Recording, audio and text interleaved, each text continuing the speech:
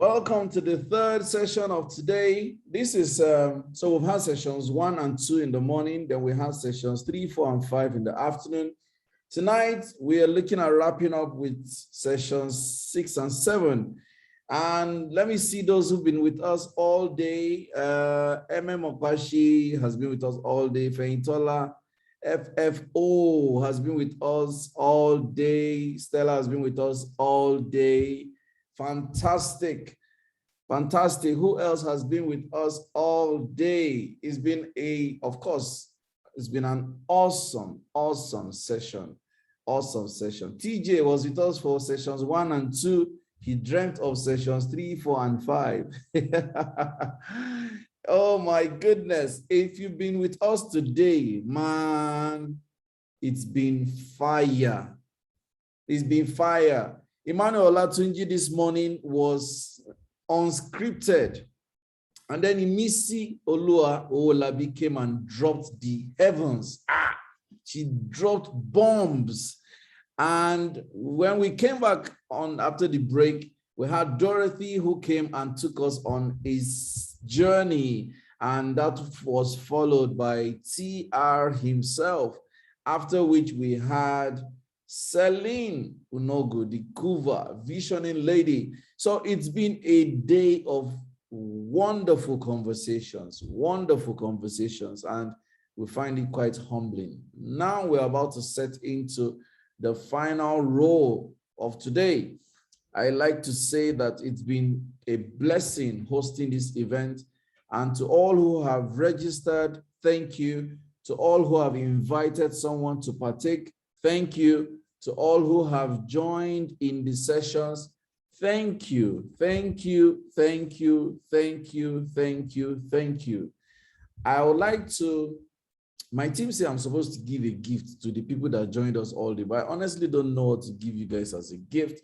But let's see how that goes before the end of this session. Who knows, something may just pop up. Let me remind you, this session is also being live streamed on Facebook. So if you're on Facebook, you can also watch live as we proceed. I have also pasted the link to the YouTube channels where you can watch all the sessions so far today. All the sessions so far today are live on YouTube, and you can go watch them in the comfort of your homes and glean from all that we have been sharing all day. Fantastic. So, ladies and gentlemen, this entire summit has been sponsored by Rehoboth Center for Elderly Care, as we have shared all day. It's been a blessing to have been sponsored by an auspicious organization, and we would have the pleasure of hosting the founder later when she comes online, so we can have a few minutes of talk with her. RCEC, Rehoboth Center for Elderly Care, it's operational in Abuja, but it also operates a strategy that is global. So we have elderly people all over the world, and we have, volunteers all over the world. Oh, so we are going to hear a little about them later, don't worry, and we will take it up from there. Tonight, we're starting with Kizito. And if you've followed our work over the years, Kizito does not require an introduction. Kizito is a visible member of our team, and he's constantly available to execute our work and projects. He's such a hands-on professional and hands-on, diligent fellow. We also will be hosting Milton Tutu, who also will be joining us simultaneously. So tonight's role will be different from what we have done all day. We're going to be having simultaneous conversations with our two speakers tonight, where I'll be asking the questions and they'll be answering. I'll be asking them in revolving cycles, and they'll, of course, be engaging me as I ask. So let's also make welcome tonight. We're going to be having Kizito, Chris Chidi, and Milton Tutu. So if Milton is on here, I'd like you to put on your video if you don't mind, so we can have a role. I'd like to have you on the spotlight so that we can have a simultaneous conversation, probably save an hour or 50 minutes time tonight as we do just that. Hi, Kizito. Good evening. How are you today? Boss, I'm good, sir. Good evening, everyone. Hello, everyone. Good to be here. Fantastic. Good to have you online. And while we wait for Milton Tutu to join us, I'd like to start off by asking Kizito some questions so we can roll. So Kizito, like I said, you probably don't require an introduction. You're a household name around our work. Many people who know BSG, especially, and Sopka, know Kizito, and your name has been expanding among cycles. So Kizito, may we meet you, please? Who is Kizito? What do you do? What do you represent? Let's hear from you. Let's roll. Hello, everyone. Thank you so much, Coach, for this opportunity. So my name is Kizito, as Coach has said. And many things, but I'll just try to keep it very simple. So I work with the team at BSG. I'm the Dean of the BSG course program, where we help business owners and high growth entrepreneurs to plan activities around their operations, their sales, their marketing, just provide them with strategies. Our 90-day course program is like the best in Africa, if I'm to say so myself, if I'm to toot our horn. And then if you've not joined that program, you're on a long thing, seriously. Aside that, I usually run operations for personal brands. So by operations, I mean, providing them with technology solutions, also helping them build a team around projects and products and all. Some of the folks that we worked are also on the call too as well. So basically just building up ops teams. That's my passion too as well. Linking talents with those opportunities, right? I've always been a fan of, the middleman model, as Coach would always teach, so just being that backbone that helps things move forward. That's what I do in summary. I'm glad to be here. Thank you so much, sir. Fantastic. Being the backbone that helps make things move forward. That is a powerful statement. Powerful statement.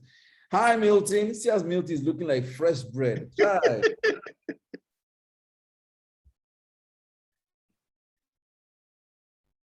Milton, unmute yourself. Let's hear your voice. I think his audio is mute. Hello, Coach Sam. How far? How are you doing? Good evening, everyone. Hello, good evening, Milton. What's good? Now you're looking so fresh. Maybe I should go. I'm good. I'm good. So good to be here.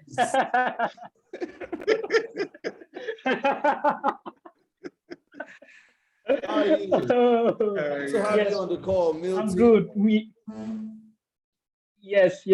I'm so happy to be here. I'm really excited. Apologies for the delay while joining. I just had to pick up something on my tech. Okay. But I'm glad I'm here right now. Fantastic. So, ladies and gentlemen, Milton Tutu is one of my bests. I have so many people that are on top of their game, which is why I love them. They're on top of their game. Milton Tutu is the director of marketing growth, and I would like to say even expansion of Seller.co. And we have him on this call today to also share on the topic, how I did it. So Milton, let's meet you. Introduce yourself. Who is Milton? What do you do? Let our people meet you. Let's roll. Hello, everyone. Good evening. First of all, thank you so much, Sam, for having me here. My name is Milton Tutu, the exceptional and phenomenal Milton Tutu. I am currently the growth and marketing manager at Seller.co. But basically, I'm like a growth and product marketer. What I do is that I help tech companies, e-commerce business to grow their users and actually make money. And currently, I'm the chief marketing officer and co-founder of Q.io, a fintech company that processes cross-border payments. So that's who Milton is. Wow, these guys are doing things. Milton Tutu is off to Kigali to speak at a conference holding 1st to 5th of December. We were the ones paying our bills to go and speak abroad.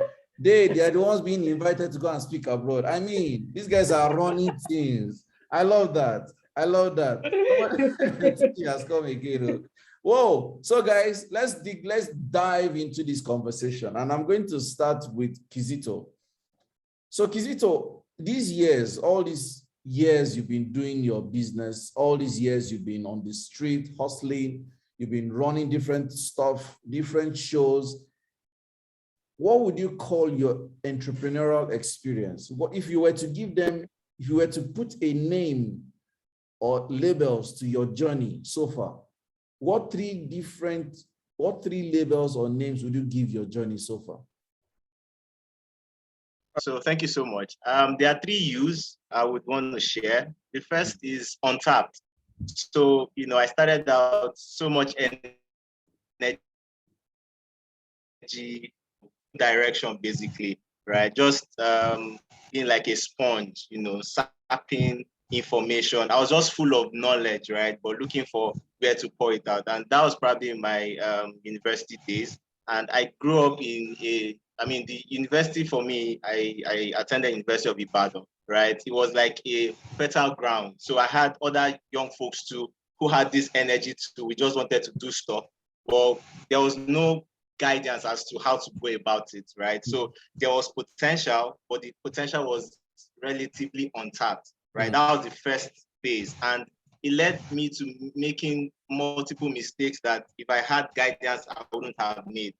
For example, I've always been fascinated about the banking system, maybe because my dad, bless his soul, was an investment banker, and I also wanted to toe that line because he seemed to believe in the soft life, so to say, right? And I didn't want to stress myself, but he didn't want to give me the ropes. He just wanted me to go and be one doctor or something because there was the need to have a doctor in the family, and so I didn't like that path, but I didn't know how to tell them, that my parents, right, that I wanted a different path, so I just decided to figure things out for myself. I started my first company in my year 2, and my parents didn't know until my final year when my mom, just was cleaning the house one day, and then she stumbled on some documents and she saw certificate of incorporation. She saw my name, director. Say what did the apple for a year? How did you come about this? So that was the first phase for me, relatively untapped, right? And then the next phase was when I then pivoted. After those experiences, I lost money, it was a terrible period. I won't call it terrible, but it was really a black period in my life. And then I now went on a journey to seek understanding, right? That was now the second phase. So it was not just about the knowledge aspect of it, was down how knowledge practically, right? In that phase, I had, some level of guidance by then because I learned some things, and then I met with some people that have, that contributed to my growth. That's where we then identified people like Coach Sam, story for another day, how that happened. And I think the third phase, which I have not really, to be sincere, I've not really come into the fullness of, is the unleashing phase, right? So after you've taken that understanding, how do you now share of that? So I'm still on that journey in that third phase. But if I were to just capture it, it will be in those phases. The part where there was potential, but no understanding, and then getting to understand a few things due to mentors, and then that part now where I'm shining forth and helping the next generation. Yeah. Wow. I like that. Very systemic way to look at that question. So let me go to Milton Tutu. Milton Tutu, my work with you so far over the few years has been that of observing you being adventurous, ambitious, and very systematic. But that's me. In your own view, what would you call the journey for you? What would that look like? What has your journey been? Thank you so much for your question, Coach Sam, and amazing answer, Kizzy. So personally, my journey has been that of a builder, right? I am a builder. When people ask me, Milton, what are you doing? What do you want to do? I am building with every single thing I'm doing now, I am building. I started my journey when I was like 16 years old. That was when I launched my first digital product. I was in university. I was just 16, my 100 level, made like 100,000 naira selling that. I mean, I was like a young kid in school. That was like a lot of money for me. But apparently, all of that I made selling digital products, I invested it into myself again. Okay, I invested it into myself, into my life, because I wanted to build myself. I wanted to build my life. I wanted to know, I was so. I am still dogged about personal development. Just like today, I've been reading based on logistics by Coach Sam, because that's something that I love so much, right? Building. So my journey so far has been that of a builder. I just want to build, right? I want to build my life. I want to build myself. I want to build businesses. I want to build platforms. I want to build products, that can make, things that can help people that, like, in a couple of years' time, they'll be like, oh, this is what Milton built, or these are the things that he was part of building. So basically, for me, my journey has been that of a builder. I have been building things at every single phase of my life, and I'm really excited for what the future holds. Fantastic. I'm going to stay with Milton for my next question. So you guys are seen as the Sorosoke generation, the the NSAS generation, kind of. And somehow it looks like the tide is against you guys, because it looks like the older generation, which may also include I don't know if my generation is inclusive in that, see you guys as too ambitious, too want everything, too dreamy. By people, our set, or the generations way older than us, don't understand how you guys can make so much money just being on the laptop or being on the mobile devices. And we who are in between seem to be, we crave to understand what you guys are doing, but we also try to understand what those guys are saying. So I know that you guys are facing some tough challenges. So Milton, what would you say are your top 3 challenges in this journey? What would you call your top 3 challenges on this journey?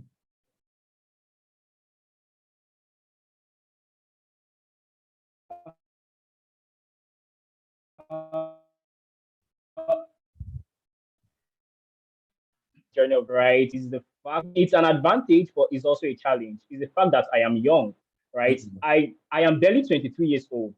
Funny enough, I'm barely 23 years old. I'm going to December, and more like looking out for opportunities. You want to like do this or do that. They'll be like, oh, no be this small picking way they can't do this. No be this small boy way they can't try to tell me this kind of thing. I don't know if you understand. I get. Wow. Right, but basically, I have I have found a way to maneuver that, because my age doesn't do in life, basically, to be somebody. So my age doesn't determine what I can or can't like in life. And I am someone that I have been through so many things in my life, right? I had to learn how to grow up, basically, right? I mean, I lost my mom when I was like 5 years old. I had like a drastic accident when I was 7 years old. I fell from a story building when I was like 11 years old, right? And I mean, after I fell from a story building, I was in coma, woke up from coma, had amnesia. I didn't know anybody's name. I could not remember any single thing at all. I recovered, went back to secondary school. I was in school. I had mental issues. Mental issues meaning I ran mad. Yes, I was a mad person, right? I mean, when you've gone through all of these things in life and you've tasted, and you've seen death, right? You've had that death experience. I mean, there is no way that you would not want to make the rest of your life the best of your life. You won't be scared of doing anything, basically. So, I mean, that's one. I mean, the fact that I'm young and like and people think that's like going to be an issue for me. Secondly, one thing that really helped was the fact that I'm hungry, right? I'm hungry. I'm hungry for opportunities. I'm hungry for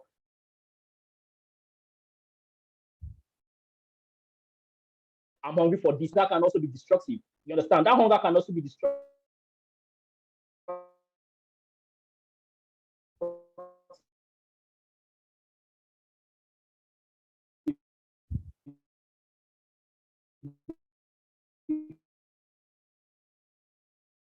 because it can cost me the hunger, and that's it. I will not, I won't hustle again until I am hungry. Then when I'm hungry, I will go back and start hustling. So that mindset, right, really, it's upon me. And I wouldn't blame myself because it's all from my background, where I grew up, my family, and everything.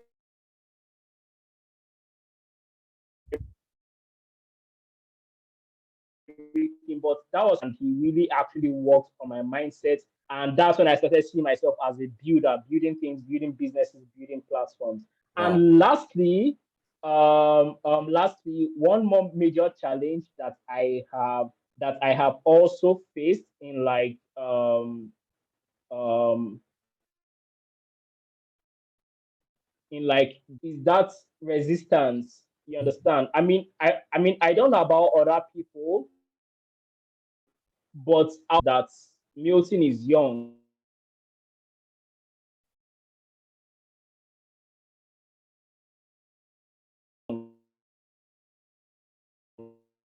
And adults who are trying to figure things out. I know that yes, I have some of the things that I wanted to get figured out in my life, but I really don't have everything figured out. I'm trying to figure out things, trying to like make the best decisions, trying to like make smart decisions. So all of these things actually learning adulthood, being independent, taking care of yourself, thinking about the next phase of your life, thinking about not disappointing this person, not disappointing that person.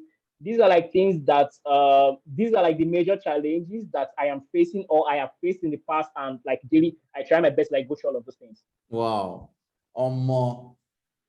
I'm even trying to remember what I was doing when I was your age. Like, wow, this guy, this is not fair. Life no balance at all. Hey. Wow, okay. This is such an inspiring conversation. Like, where was I when I was 22, 23, sir? What was I even doing? And here somebody is director of growth. Wow, interesting. This is such an inspiration. Kizito. Yes, sir. I've been fortunate to be a part of your story for the last 3 years. And so to a large extent, understand some of the things you've been through. But I'd like you to crystallize that for our audience.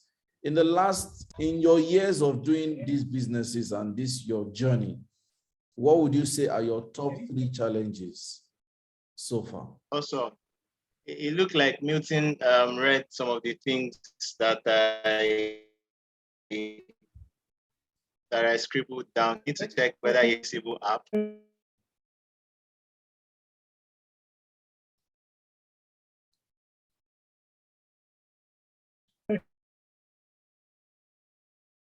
But I think one of infrastructure, right? Now, some of us, if we were to be in other systems, maybe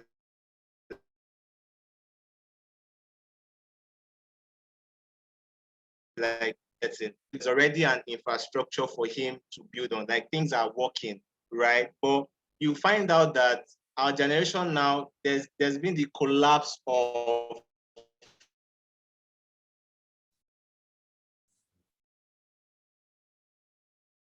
in the global context, right? Because there's one 16-year-old that is building some app,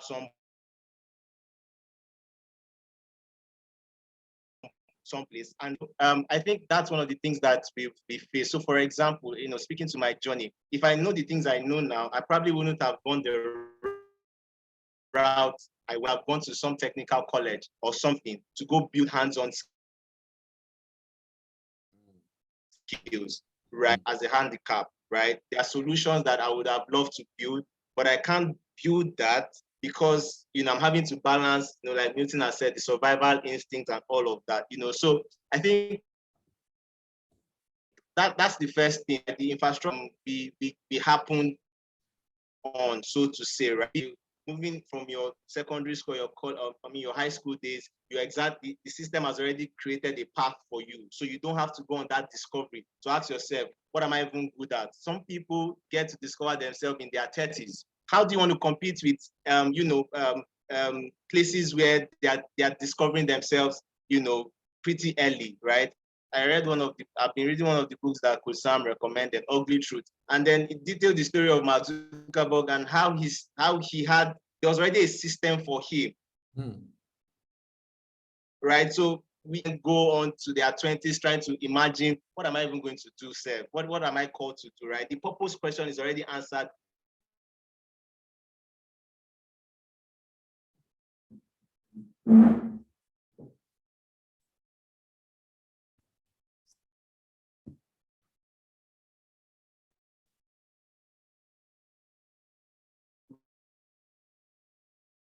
Really early. So ask insights. So for example, I wish I had people, who could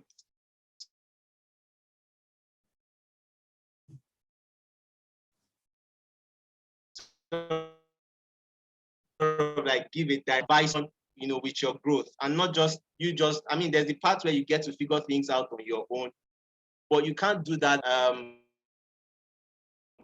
at scale. It's going to start telling on you, right? You have to pay your bills, and also we did not have the benefit of experimentation, right? Even as we are now, there's the pressure to make it big, right? Even though we are staying in the process, because to our peers, right, already hitting it. So the question of the person is carrying a laptop and he has blown, or he has seen to have reached some metrics and milestones. Why are you not there? Things, in my own opinion, that have sort of like not necessarily our growth, but they've impacted on the scale of the growth that we ought to have achieved. Wow. These are very deep stuff you guys are dropping here. Deep stuff, because I'm just thinking how you guys are literally pulling through, or how do I put this? Pushing through a lot of obstacles, like alone, infrastructurally deficit in Nigeria. Society is against you guys. Of course, we can't even talk about government in this context, and family pressure is there. They think that the family thinks that the fact that you're doing something, you're old enough to start bearing responsibilities, so there is that impatience for you to, sort to buy a car, get a house, get married, have children, take care of us. I can actually, as you're voicing it, is actually very palpable, and I can really imagine. So my questions will take a different twist from what we've had all day, because I think this conversation is going in a direction that is unique by itself. Do you believe, and I'm going to start with Kizito, on a scale of 1 to 10, how well do you believe in mentoring, and how have you utilized it to your advantage? Coming from the background of what you have experienced in life, where do you think that association, mentoring, networking is the right placement? Let's test your belief system, and how have you utilized that, considering where you want to go? Let me put it that way. I hope you understand my question. Yes, I do, sir. And I think I happened on really early, right? But I didn't even know that it was a thing, right? So right from when I've been young, I mean, I grew up as the only child for quite a while.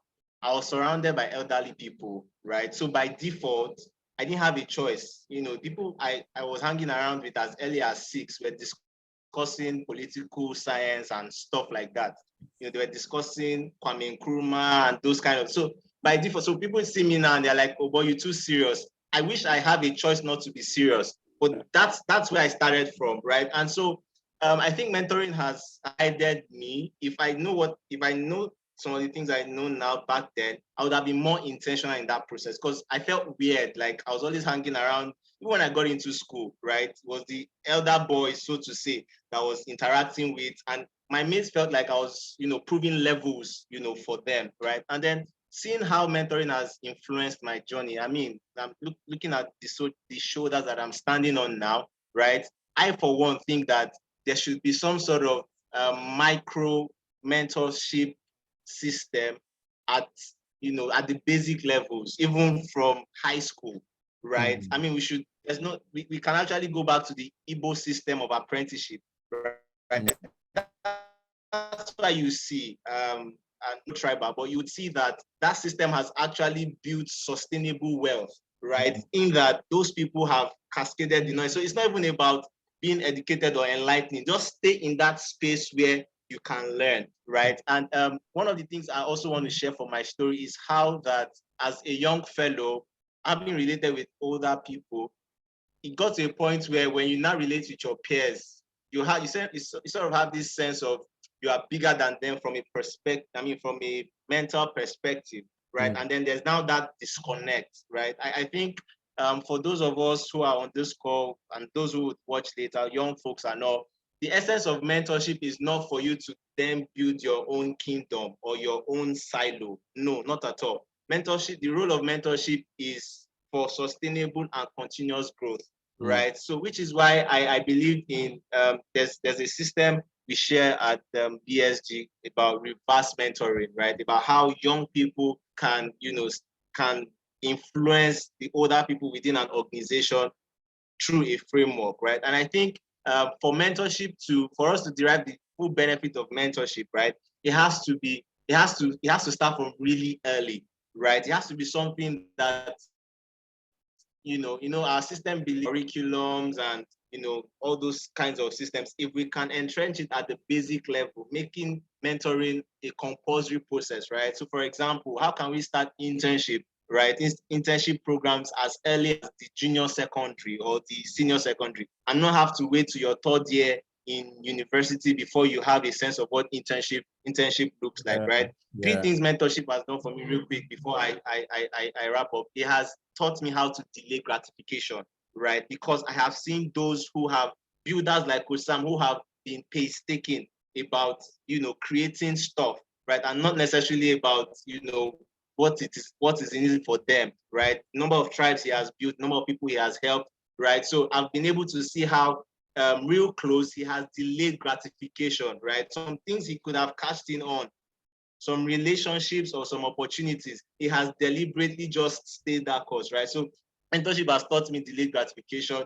Mentorship has also taught me about having empathy, right? I see how that, for example, times when we've done work and all, how you talk about your commitment to people wanting to create impact, and I'm like, this Oga self, say one blow, say one cash out. When will you cash out? When will we see your bands, right? So I think the empathy part too, I can't discount that. The love for people, just wanting to help people grow, businesses grow at all costs.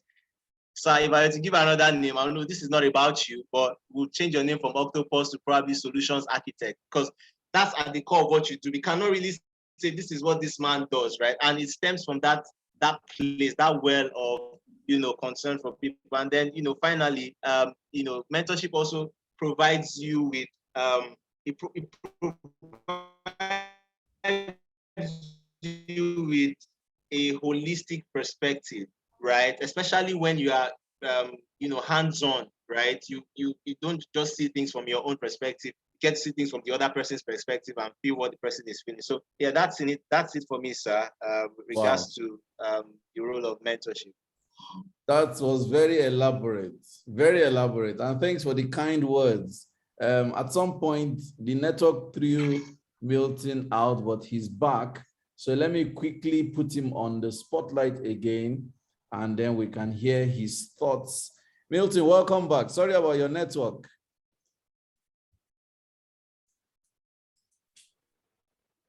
Thank you, please. Apologies about that, please. No, it's not your fault now. You're none of the telecoms companies. So just before the network threw you out, we were talking about your take on mentoring. So Kizito has just shared his elaborate perspective about mentoring. I can tell for certain. I recall when we surprised you at your house, Milton, in Port Harcourt. Yeah. That was 2018 or 19? Yeah, 2018. 2018. And one of the things that fascinated me was your relationship with your dad. At a point I was wondering, how is your dad behaving? Like, he was so friendly, so like You know, when I compare your age with how your dad related with you, I'm wondering, this man now, wow. You know, so I can see, I'm not so surprised what you have turned out into, because I think that when fathers build a relationship with their children, it has a massive propelling force for them. So, but let's ask, what is your take on mentoring generally, and how has that impacted on you? Okay, thank you so much for your question, Coach Sam. And I also listened to some things that Kizito said, and some, like, my take home from his conversation was mentorship is built for sustainable and consistent growth. And also, there's something that he said, I wish I had a choice not to be serious. That was amazing. So my take on mentorship is the most important aspect of success. You cannot whitewash it. Mentorship is the most important aspect of success, right? I started my career quite early, and when I started my career, I was into spoken words. I was doing spoken word. I was a spoken word artist. Not because I wanted to be a spoken word artist, but because I saw someone that was living my dreams, and I wanted to serve that person. His name is Osai Alex, and I thanked Mr. in my life when I started my career. I was a student in Benson Dalsa University. Every evening, on Friday evening, we all go to campus library. We used to have this book reading thing that we do. That first personal development book that I read in university was The 7 Habits of Highly Effective People. We will read it out and summarize it, right? Read it out, summarize it, write about it. Mr. Alex will push me and say, Milton, write letters to your secondary schools and go and speak to those students in those schools.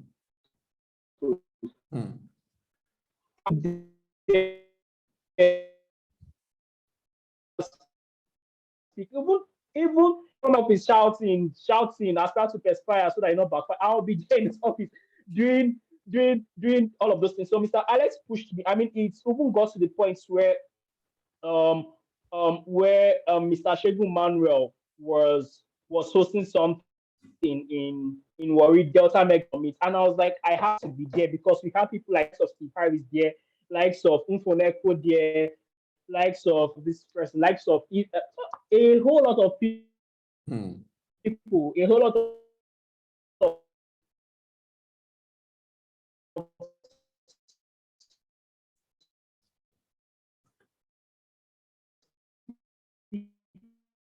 that were I'm going to be. Then Mr. Alex Osaigo was going there to also speak, and I was like, okay, Mr. Alex, I want to join. I didn't have transport. I was a student, 200 level in university. He was driving. I was like, Mr. Alex, I want to join you. I want to be taking you pictures. I didn't have a camera. I went to my flatmates. I was like, "Half, I brought me your camera. I'll give you 1K. Let me learn this for this day." Wow. I took that camera pictures, right?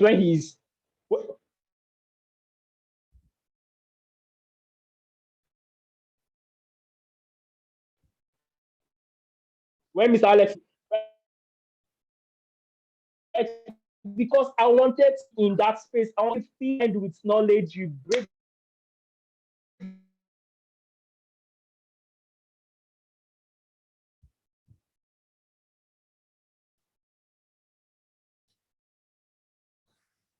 Oh.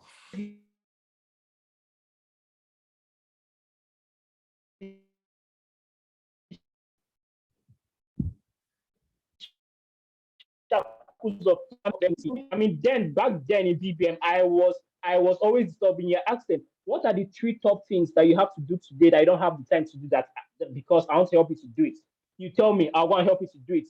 What's the name of this lady? Oh, my mama, right? Coach Kemi Oyeshola. I'll ask her, Mama, please, what do you have to do today so that I can help you to do it? So like, man, okay, Milton, I want to do some designs, this and that. Then I didn't know how to do graphic designing. I'll go and call my friend. Alpha Victor, I beg, help me run this design. Now, how much? Honestly, I'll pay you. You Victor, did that a do lot. the design for me. I'll go and give it to her. You remember? I remember. Yes, I'll give it to her. I remember when you came to me to ask if you could transcribe my videos into podcasts. It's like, who does that? Yeah. Yeah. Oh, I always ask them, how can I be of service to you? How can I be of service to you? What are the things that you're doing today that you don't have time to do? I want to help you to do those things. When Mr. Bright Chinwe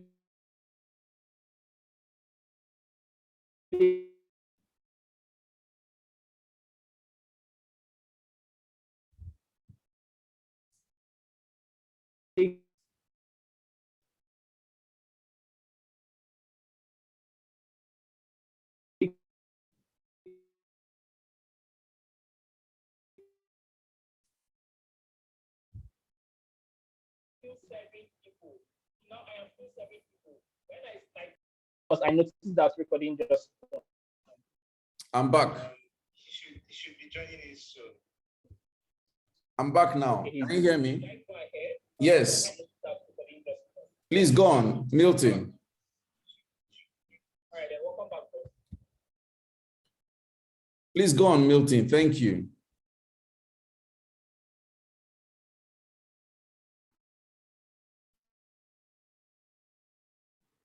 Today is because of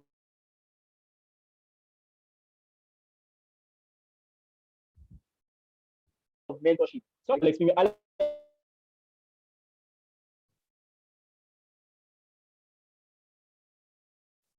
Alexis in Lagos, right? She brought John Obidi, she brought Paul Fo, she brought Jimmy Tewe, she brought all of the top dogs in Lagos. Then I was still in the university 200 level, a whole lot of things happened. I was in 200 level. My allowance then used to be 20,000 naira, and tickets to the event was 10,000 naira. I told myself, Milton, you need to be in this event. I paid 10,000 naira for the event, traveled from Benin City to Lagos, right? 5,000 naira going, 5,000 naira coming back, traveled through bus. Wow. Went there for that event, and even when I was there, I was still serving. John Obidi needed to set up his. I served John Obidi. I was like, "Sir, boss, let me help you." I was still serving even till today. Even till today, when Remy Owadokun had this too late to be nobody event in Lagos. Thank God I was doing my IT here in Lagos, right? Then and the event was 50,000 naira. What they were paying me then was 15,000 naira. I was doing my internship. They pay me 15,000 naira. There was no money coming from home anymore because as soon as my father heard that he started any salary, he was like, "Take care of yourself," right? I was like, "How can I pay for this training?" I said, "Okay, do you know what?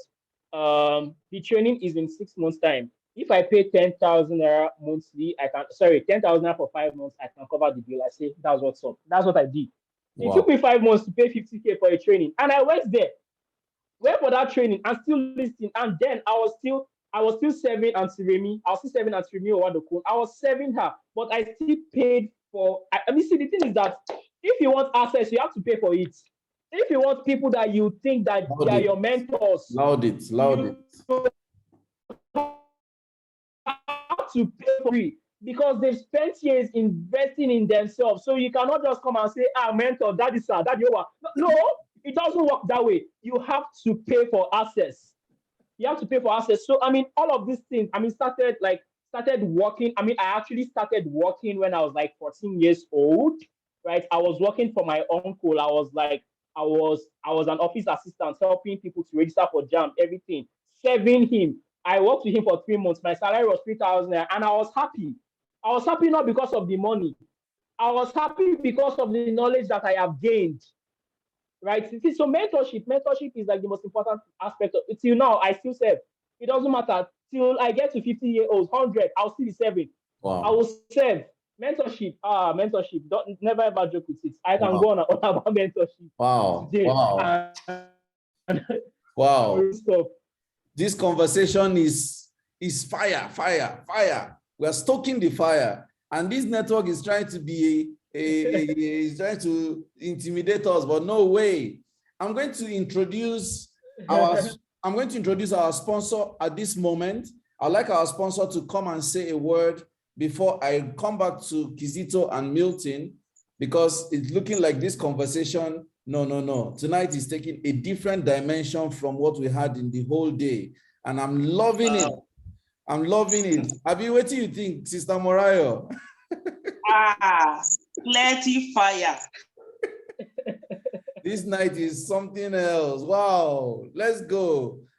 Thank you for being our sponsor. And I would like you to tell us about Rehoboth. Let's go, boss. Wow. Thank you, Kizito. Thank you, Milton. You guys are throwing bombs.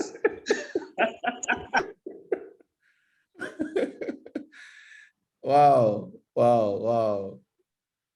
In the morning, and we have been privileged to sponsor this program, Rehoboth Center for Elderly Care. What we do basically is to care for the elderly. And I like the direction to which this discussion tonight is going. You see, we've been talking about mentorship. And you can't throw away mentorship when you don't have the elderly. The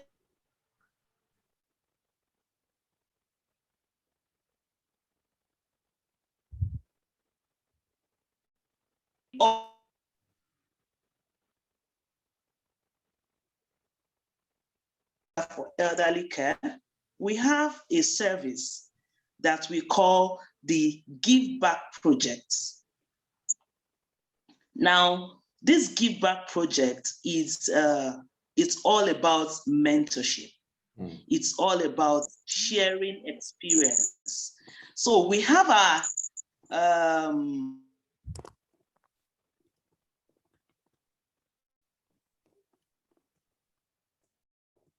we will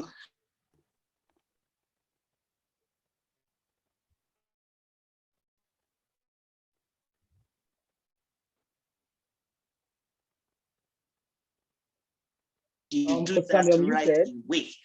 You know, Coach Sam has dropped our links in the chat room. And so for the Give Back Project, we want a situation whereby we can have these elders help us mentor the younger ones. I like the way Kizito talked about mentorship and what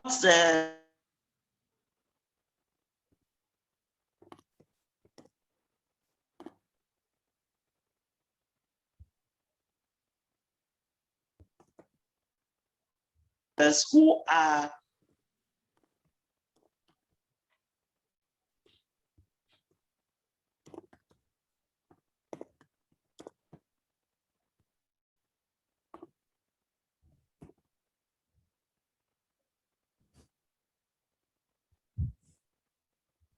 Is it my end or Mariah's end?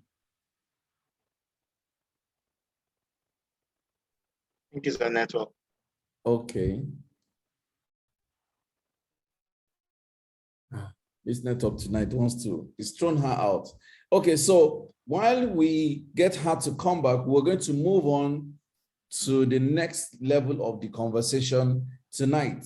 So I'm going to go to Kizito now. Kizito, considering where we are coming from, and I like the fact that earlier you talked about reverse mentoring. I know you have helped BSG with respect to helping our CEOs and our clients' businesses. From the position of a futurist, from the position of based on antecedents from the past into the future, what are the, I don't want to use the word mega trends, but let's say trends. What are the trends you think the business owners of today, or the employees of today, or the employers of today, what should they be looking out for as we go into the future, the next 3 years, the next 5 years? And Milton, I would like you to also think about this question. When Kizito is done, I'd like you to answer the same question. What should, from the perspective of the futurist, vis-a-vis where we are coming from, what should businesses and individuals be looking for? What should they be developing capacity for into the future, looking at 3 years, 5 years, 10 years from now? Okay, thank you so much. That's a lovely question. I love that question. Right. So from the macro trends we've seen, right? I'm talking about tech, from the tech perspective, enterprise perspective. There's going to be the proliferation of the agency model, right? And we're going to be seeing lots of platform businesses, right? A lot of businesses are pivoting their model from their what used to be their core operations and are now providing a platform or a bridge, right? Because we seem to be suffering at scale from a connectivity challenge, right? Both, within third world nations and even, first world countries and all. So it depends on what spectrum you look at it from, right? But just to tie everything using one word, it would be connectivity or maybe platforms, right? So there is the supply end and then there's the demand end and there's a disconnect. That's why you would notice that most of the local businesses that are becoming unicorns, and a unicorn is a business that is within that $1 billion valuation range.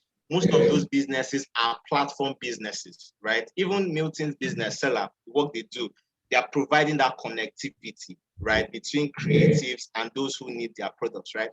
And most of our business owners are still struggling with pivoting from that model because of, I don't know if it's an issue of trust, right, or an issue of wherewithal, but there seems to be this lethargy in pivoting, right? You would notice that there are so many communities now, so many tribes, because it's the age of TVT, right? So if your business is not playing a connecting role, right, you are missing out, right? Even the famed Big Brother Nigeria, what was it doing? What is that product doing? Regardless of what you want to say about that particular project, right?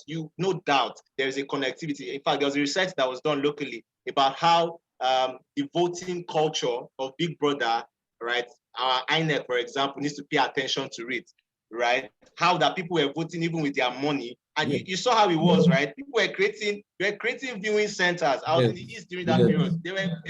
There were centers for people. Right? So you already know who was going to win because we're in that age, we're in that environment now, right? So as a business owner, the key question you want to be asking yourself is, how is my business connecting, those who need this? And it may not necessarily be a service that you provide, right? Which is where the agency model comes in, right? And we talk about this in PSG, how that you can leverage a model we call the middleman model, right? Yeah. You don't even have to have a skill set in it.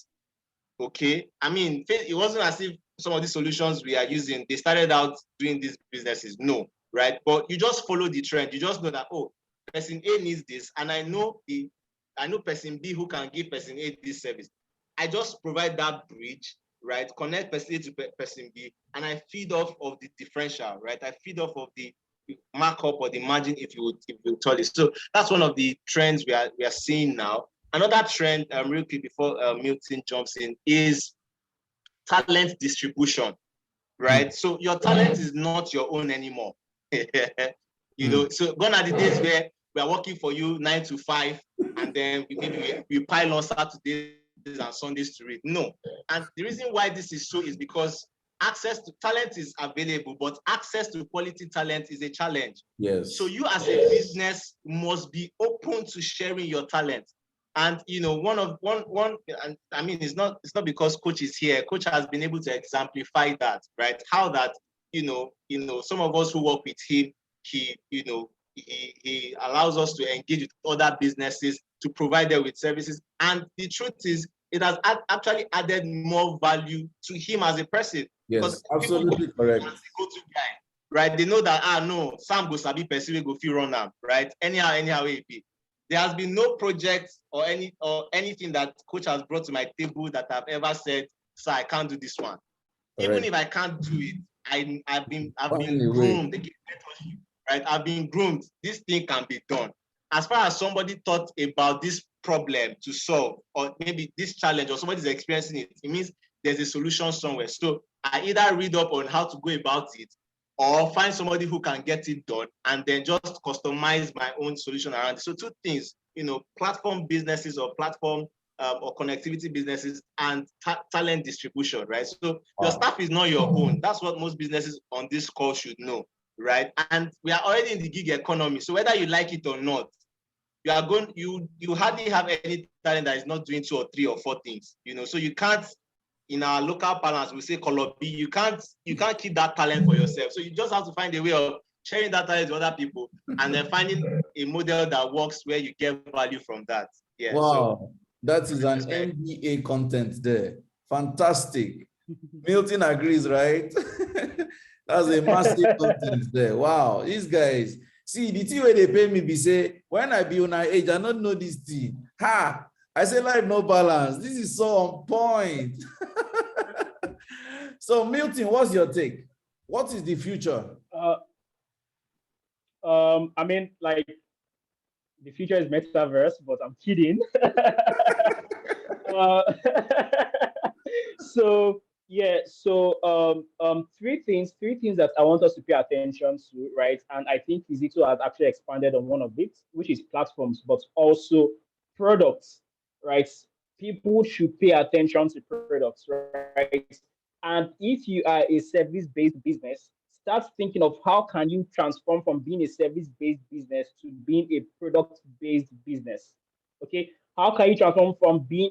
I mean, how can you just move from being seller last year, right? I mean, I have full disclosure to give out these details. Seller last year, we did like 100 million naira in like worth of transaction revenue, and that's just from like one of our payments like platforms. And last month, we did all of last year's transaction revenue last month. Wow. Okay, we did all of last year's transaction revenue last month. That Wow. can only happen because we have a product that is serving people without us being there. I don't have to manually be with you for seller to serve you. Seller can serve you wherever you are in the world.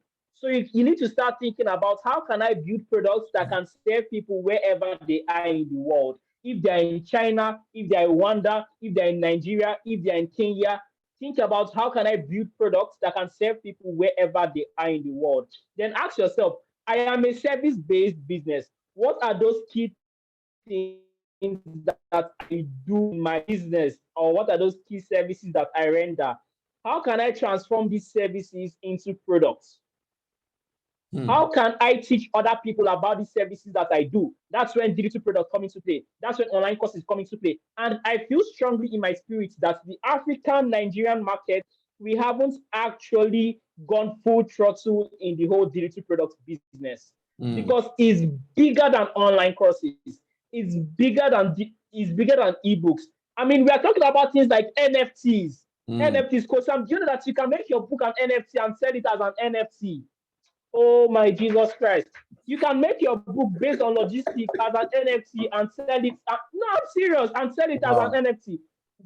There is because NFT is about intellectual property, right? There is a musician called Tory Lanez, right? Yes. Tory Lanez, you can check him out. Tony Lanez. I saw it. Yes. His album, he sold it as an NFT, and in less than how many minutes he made over $1 million US. 37 minutes. What are you talking about? That thing was mad. Yes. So you need to start thinking about, because all of these things, you're looking at them right now, they are trends. I mean, these things have been happening since way back over there in the US, but it's just not that it's coming to Nigerian or the third world African awareness. There are trends, but these trends, because trends predict the future. These trends are, I mean, they are telling you the things that will happen in how many years' time. Think about metaverse. See what Mark Zuckerberg is doing with metaverse.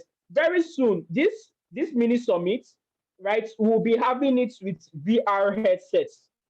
We'll be having it with VR headsets. I'm serious here, right? Please thank God that this thing is recorded so that when this thing happens, I can put it out there that I predicted the future. We'll be having conference with virtual conference. Virtual conference will be virtual, right? Where we'll all be in the same place, but we are not in the same place. Oh my goodness. We'll all be in the same room, but we are not in the same room. I will be able to shake and hug Sam, but I am in the comfort of my home in USA, because by then I'll be somewhere in USA. You don't jump, man. I'll be in the comfort of my home in USA and having that conversation with him. So now everyone, we are all seeing what is happening on social media. We are all hearing these things. Probably Wow. we don't have as much knowledge as we Wow. should about Wow. these things. Wow. But go and read articles, go and watch videos, and ask yourself, okay, how can I buy into the future? Look at what's happening in 10 years' time. Look at what will happen in 20 years' time, and ask yourself, how can I position my business to be able to leverage on what will happen there? Because this thing about metaverse that Mark Zuckerberg is talking about, it did not start today. It's just today that we heard about it. It didn't start today. It started years back. Yeah. Oh, strategy. It started years back. We're just hearing about it today. And actually, metaverse will not take, won't go into full actualization until it's like 10 years time. Of years, that's when there will be that adaptation where humans will start adapting to this new technology. But now it's still in that infancy stage. All of these metaverse, all of this VR, all of these all of this NFT. Go and take your share of that market. Start positioning yourself. Go and read about it. Study to show that self approved. Go and read about it. Guys, so pay attention to trends because that is the future. Milton. Yes, sir. You and Kizito, and there was this guy you wanted me to connect with. We may need to find an alternative person. I think that disruptive marketing, February 2022, let's talk about mega trends of this conversation because we need to get really hands-on. Our business owners need to understand the practicality of this subject matter. Mm-hmm. Maybe because of my tech background, maybe that's how I'm able to catch the flow. But I can tell you that some on this call are wondering, okay, are we in the same mini summit or are we? So I want to propose that we will take this mega trends conversation and build a relatable topic around how Nigerian businesses can adapt it organically from where they are currently. They may not make a live jump, but some organic shifts into understanding these mega trends at this level. So I'm thinking, please mark your calendars. The specific date has not been set, but I would like us to take this topic into our first disruptive marketing strategy clinic for 2022, mega trends that we can take advantage of for Nigerian businesses to unleash themselves for the future. So I'm putting it out there for the universe to take it from here. So are we good? Yes, sir, we're good. Fantastic. Nosmarayo, I saw your private message. I'm coming to that. Wow, guys, this conversation. This was unforeseen. Nobody planned for this level of conversation, but I'm finding it very inspiring. Very inspiring. Wow. This is unfair. Like we should just continue. So let me restrain myself and put a pause to that conversation. We will take it up February 2022 because this conversation has to happen. So Milton, you have a slot already. Kizito, you have a slot already. We will look for a third speaker. How we're going to manage that day, I want us to take the future and bring it backwards and start doing something about it for our business owners in the immediate. So let's begin to wind down this mini summit day one. I'm going to throw a question. First, let me start with Milton. Tell us 3 influences that have shaped your journey. And I told every other speaker today, excluding myself in the picture, I'd like you to share 3 influences or ideologies or philosophies that have guided your journey to date. Let's start with Milton.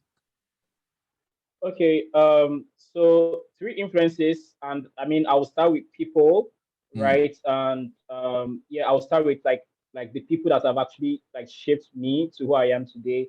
First of all, my dad. I love my dad so much. He is an amazing man. If you've met my dad before, of course, Coach Sam has. He is an amazing man, and he is someone that actually invests in relationships, invest in people. Right. I'm grateful that all my siblings, each and every one of us, we went to actually good private schools. And apparently, it's the schools that we went to that actually shaped us into who we are today, because they're all like doing exceptionally well in different fields, right? So my dad has been like a strong influence in my life, and also obviously Mr. Alex Osaige impacted into my life hugely. I cannot share my success story without mentioning his name, right? Mr. Alex Osaige impacted into my life hugely. And also there is a man, right? When I was in secondary school, because that was when I knew that when I was in secondary school, I was like, I will spend my life speaking to people and impacting into people. And he actually like he saw that vision even before I saw it, right? And he embraced me. His name is Mr. Boma Inimba, right? My discovery skills for life teacher, Mr. Boma Inimba. I mean, he will bring every morning. He will sit me down, teach me things, teach me things, teach me things. Mr. Boma, he's an amazing man. I love him so much, right? I love him so much. So these are like the three people that have influenced, I mean, my life hugely. And also when it comes to like philosophy, and Coach Sam, I'm sorry, you said that something excluding you, but also you have said so many things that have impacted into me. There was one thing that you said. You said, "Don't try to succeed, just grow." Mm. Mm. Don't try to succeed, just grow. And that's it for me. That has been my mantra. I will not try to say I want to succeed, I want to be better. No, I will grow. I will Mm. grow. Where I was yesterday is not where I am today. And I have seen growth in my life ever since I embraced that ideology. I won't try to succeed, I will grow. So I mean, if you're listening to this right now, don't try to succeed. Grow. Compound growth is what success is. Compound growth is success. Success is growth that has compounded over time. Don't Wow. try to succeed, just grow. Wow. And Wow. also, the Wow. thing is that you are not too young to be somebody. Trust me, you're not too young to be somebody. And that's something I mean, if you're young or even if you're old, I mean, it's too late to be nobody. Yes, It's so too late to too be late to young, be old, no. whatever it is I want. It's too late to be nobody. You have to do something exceptional with your life. Live your life with the sense of urgency. Because the funny thing is that 100 years' time, we will all be dead. 200 years' time, we will all be dead. So why thinking about what other people will think about you, what other people will say? No, execute with the speed of thought. As the idea enters your head, hit it on the floor and start moving. Execute with the speed of thought. Live your life with a sense of urgency, because life is urgent. Thank you so much. Aye. Correct. Correct. Today, not today. Oh. Hey. Wow. Kizito, your influences, and please don't be like Milton, excluding me. Please. Thank you. All right. All right. You obviously know we are not going to do that. Anyhow you want to, like, your luck. Anyways, I'd like to start from mentality, right? Because that has been like central to my growth process. I'm a huge basketball fan, even though I know how to play basketball. I know Milton knows how to play basketball, right? But I had I had uncles, like I said, growing up who were 6 feet tall and all, and they always would talk about ball games and all. So I grew up watching Kobe Bryant, and it was like a cult thingy. Everybody was a Bryant fan. So me when no sabi play basketball, I shall say, okay, this guy na my, but there was something about his process that I loved even from an early age. And he was one of those people at some point, they say, who are those people you want to meet when you grow up? And no, he was one of those people I wanted to connect with. So when he passed on, it really affected me, right? And three things about his philosophy. He has this thing he calls Mamba Mentality, right? He talks about resilience, right? About always pushing the boundaries, regardless of what your obstacles are. I mean, if I would just give an example of how I'm even on this call right now, there are circumstances that came up that would probably have made me not to be on this call. But there was just one thing in my mind: you have to show up, no excuses, right? And so that philosophy around resilience, right? Not allowing the thing that you experience to put you down, but using those things as stepping stones. And I'm not trying to aspire to inspire anybody here. It's as practical as just moving on to the next thing. I recall when I lost my dad of blessed memory, and for some people, they had to ask, did you actually, was this man your dad? Mm. Because the way I just moved on, they were surprised. And so some people were like, no worry, you'll be like, this boy will soon Yahweh, or he will soon Chris. Because the way he does it, I went into full project management mode. Immediately, I recall the day I lost him, Coach Sam was the very first person I called, you know, and that was the only tear I shed.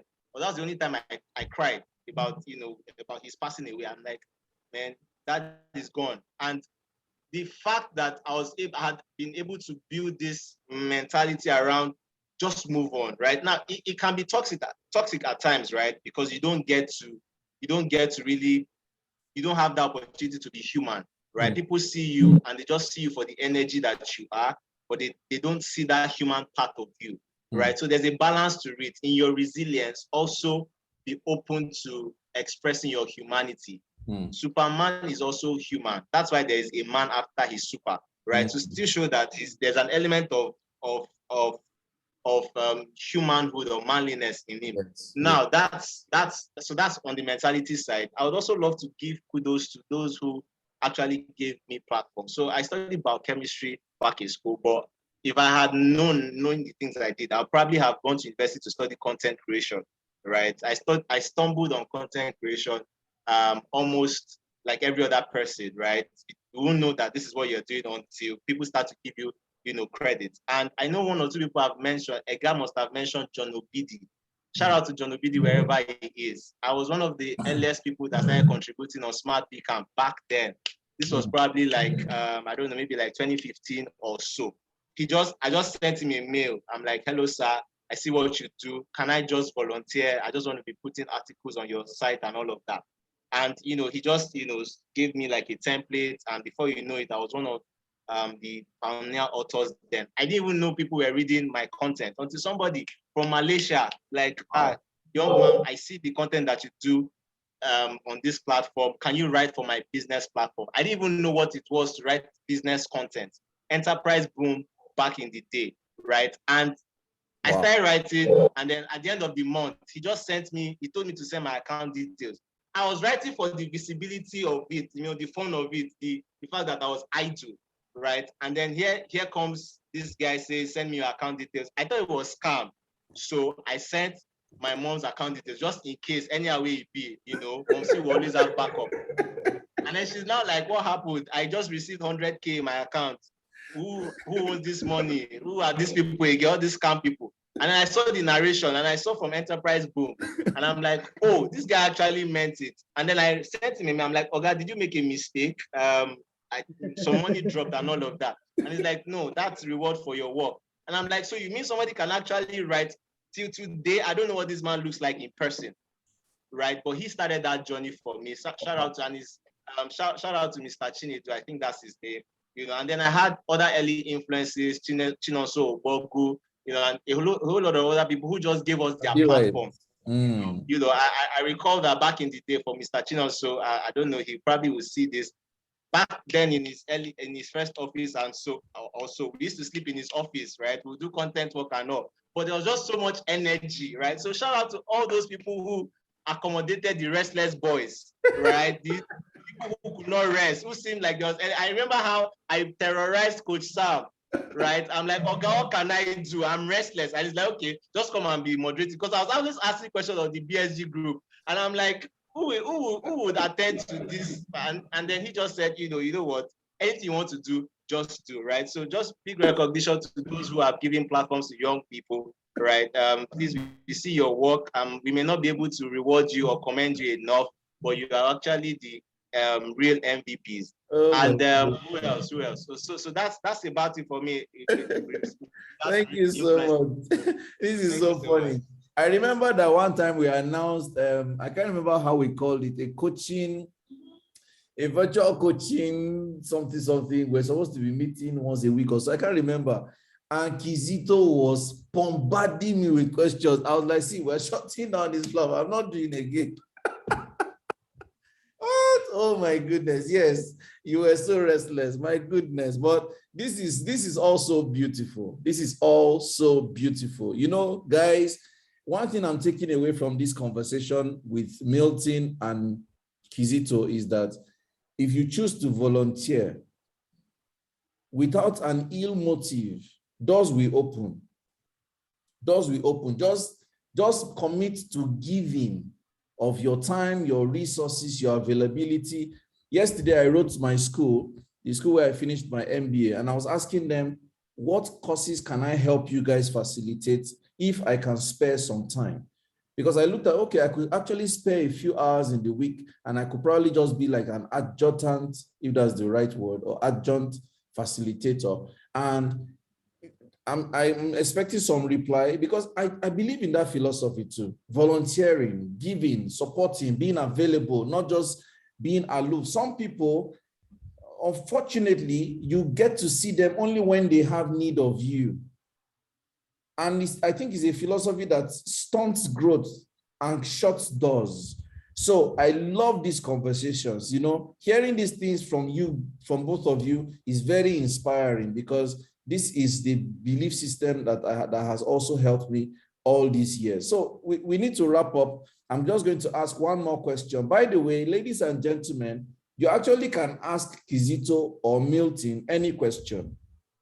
Just post it in the chat room, and I will read it out, and either of them will answer it. If you want it for both of them can answer the question. I can see you, Bolanle, I appreciate your comment. Thank you. So please feel free to drop your questions in the chat room. I would ask them, but let me ask them one more question before maybe any other question comes forward. If you were to start all over again, and I'm going to start with Milton.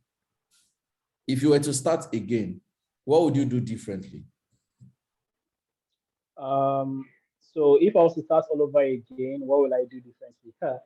I love that question, because it just takes you back to thinking about where you're coming from, right? So three things I would have done differently. Number one is, I wouldn't have been putting so much pressure on myself, right? I wouldn't have been putting so much pressure on myself, and also learn the fact that if I give myself enough time to my craft, and I am actually consistent at what I am doing, that eventually is going to compound over time. So that's don't try to succeed, just grow philosophy. Because back then I was putting pressure on myself, and everything boiled up into depression, this and that. I remember one time I reached out to like Coach Sam, and I told him some challenge I was going through, and it was actually me putting pressure on myself. Because Sam told me something. He said, do what you can part time. Don't try to do too many things. Do what you can part time. I can still remember that conversation on Facebook Messenger. So I wouldn't have been putting pressure on myself. Business wise, I would have spent a whole lot of time building my email list, right? Building my email list. Because if I spent, let's say back then, every month I'm increasing my list with at least 100 people or at least 50 people. By then, imagine the amount of people that have had on my email list. I know. I mean, like, I'm telling you, if you're in the internet marketing space, you understand how important having an email list is. You understand how important email marketing is.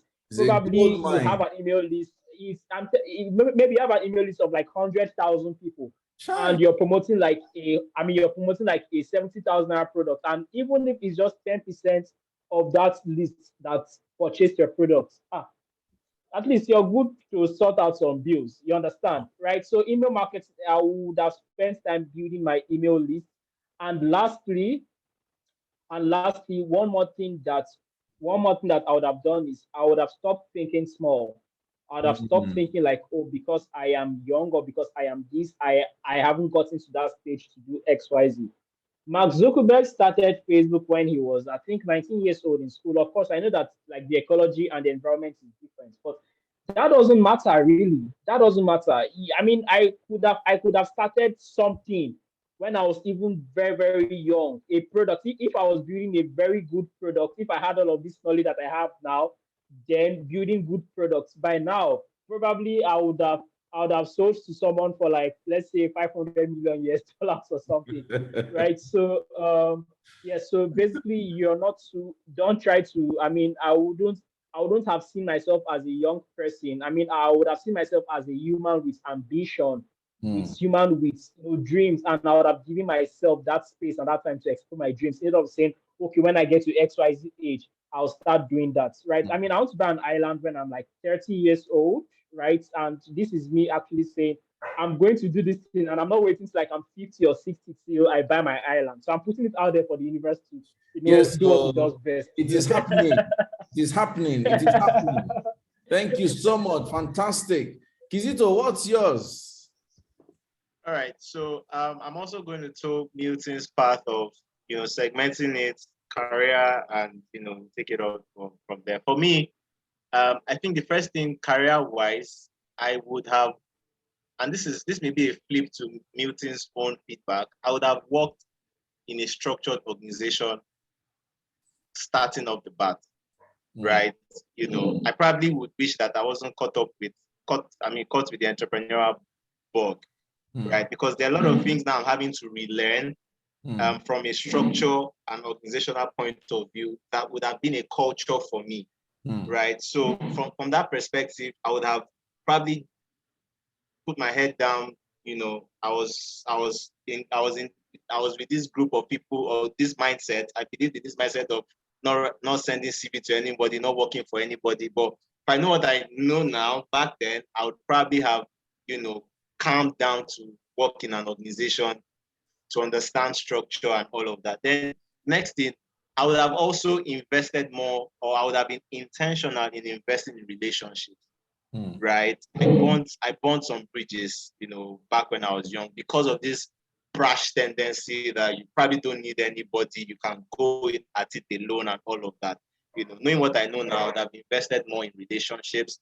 And then finally, I would also have paid more attention to mentoring, some of those who were coming after me. It wasn't like we didn't do that, but also being intentional about that process.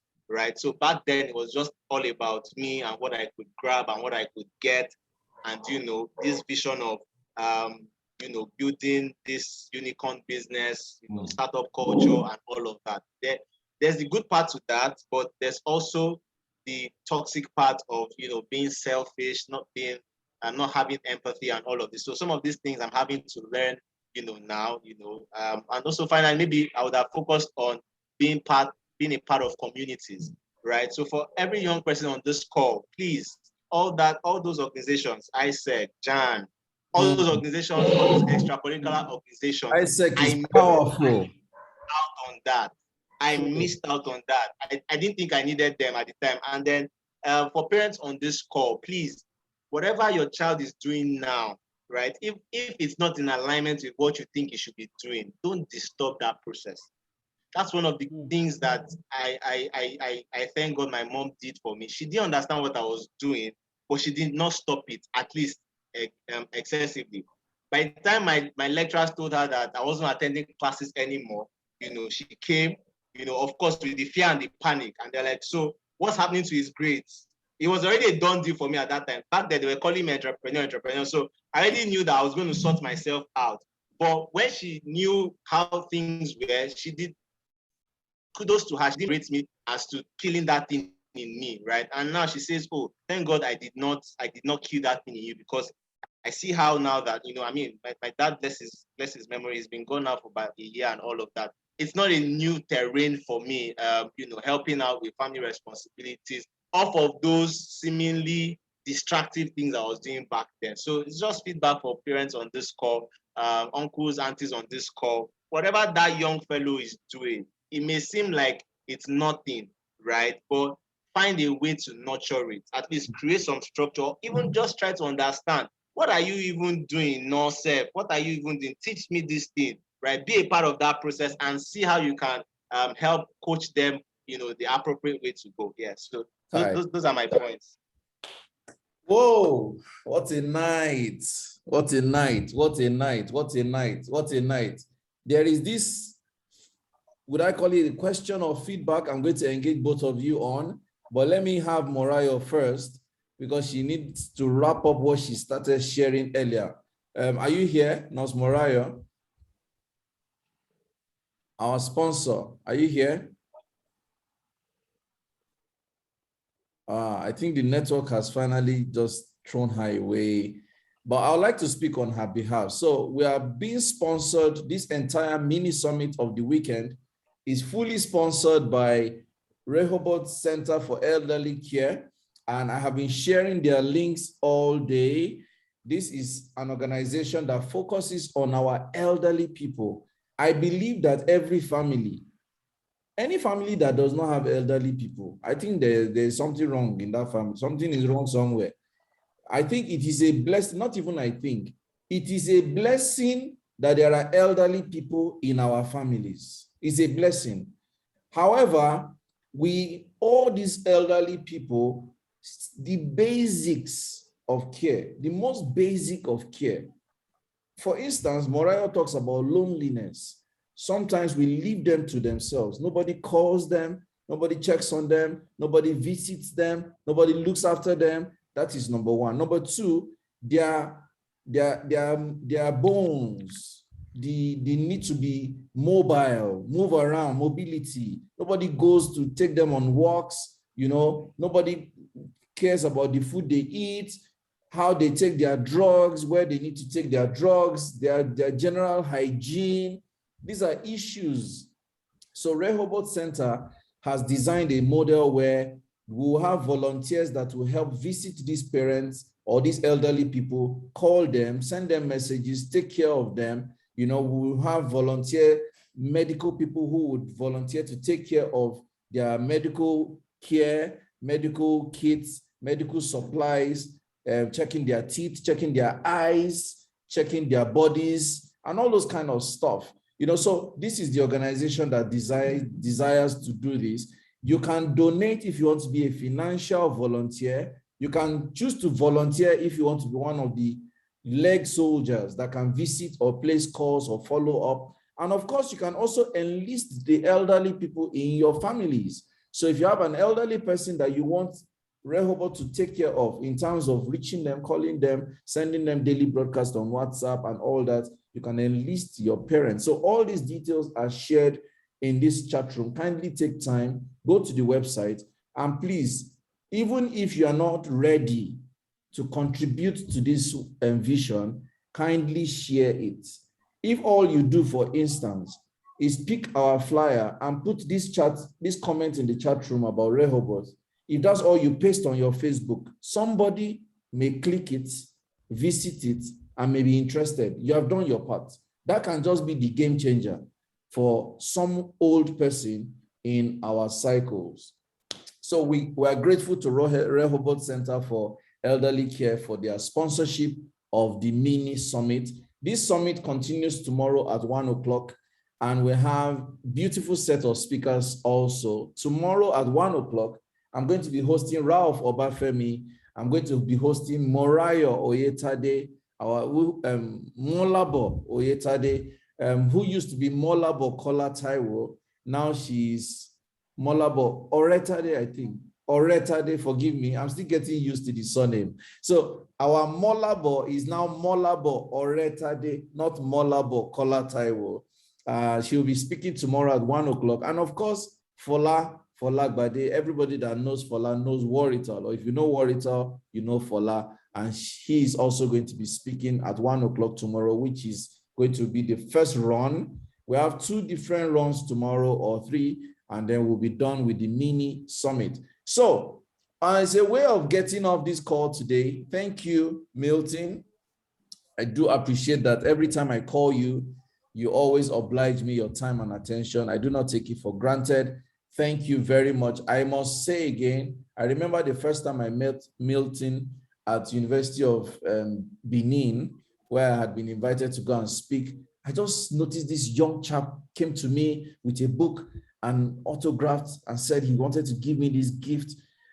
I was wondering, wow, okay, I don't know you from anywhere, and that stayed with me. I've said this story many times, and I will keep saying it for life. Like, you were so hands-on, available, approachable, helpful. I remembered you were helping Michelle, the lady who invited me. You were helping her with photography, you were helping her with organizing. So when you say you help people, I have been a witness and I have been a beneficiary, and I'm grateful. Thank you for your spirit. Thank you for the kind of person that you are. I pray that I don't know where you want to go, but I know that you will surpass where you want to go in this life. God will make it happen for you. That is my biggest prayer for you. Kizito, thank you so much for your service. Thank you for your service. Thank you for always taking the pressure. I can call Kizito 1 a.m., 2 a.m. Kizito, do this one. He has never, not once, declined. Not once. I don't know how he does it. I'll just say dump work. Kizito will just be doing the work. Thank you, Kizito, for your service. Thank you for your sacrifices. Sometimes you have to travel, you shift some, you do some. I know how many clients you help me support. I cannot thank you enough. So thank you so much, guys. I think that we should have your contact details in our chat room. And you can also call it out because this video is going to go on YouTube so that those on YouTube can also have access to you. So Milton, let's start with you. What are your contact details? Email, phone number, WhatsApp, anyone, handle on social media? Please call it out first, that you can type it in the chat room. Okay, so everywhere on social media is Milton Tutu. Milton Tutu everywhere. YouTube, Instagram, Facebook, Twitter, Milton Tutu. My website is miltontutu.me, miltontutu.me.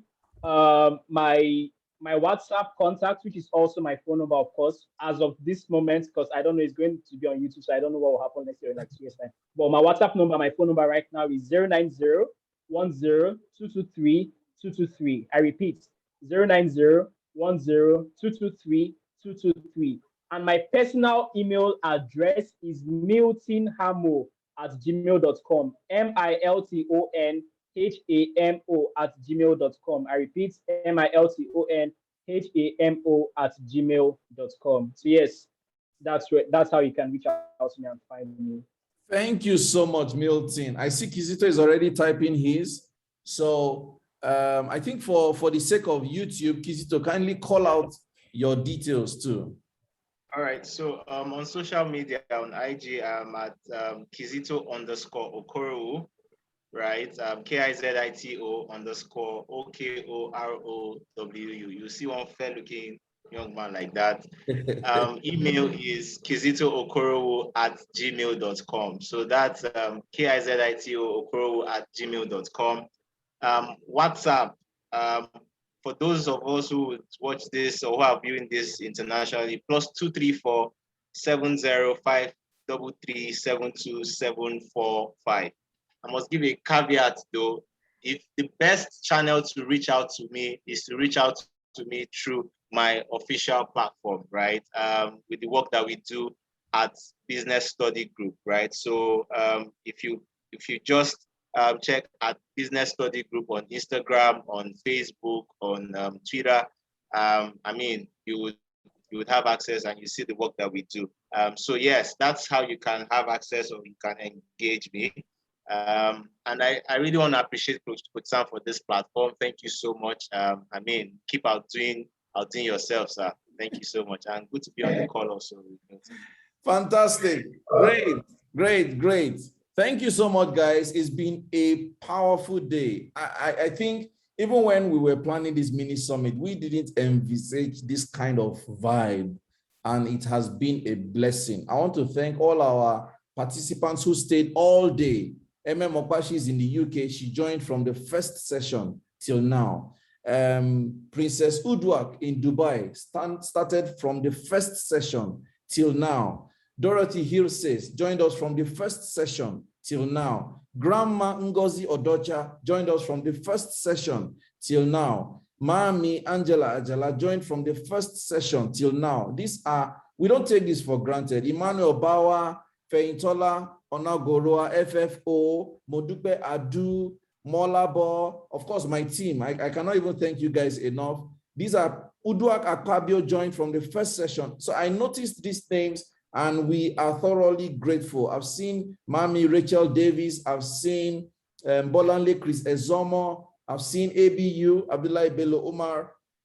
For everyone that joined at some point and couldn't rejoin because of network, or for those that tried but didn't make it because of other engagements today, either way, we are grateful. We are grateful. Thank you so much.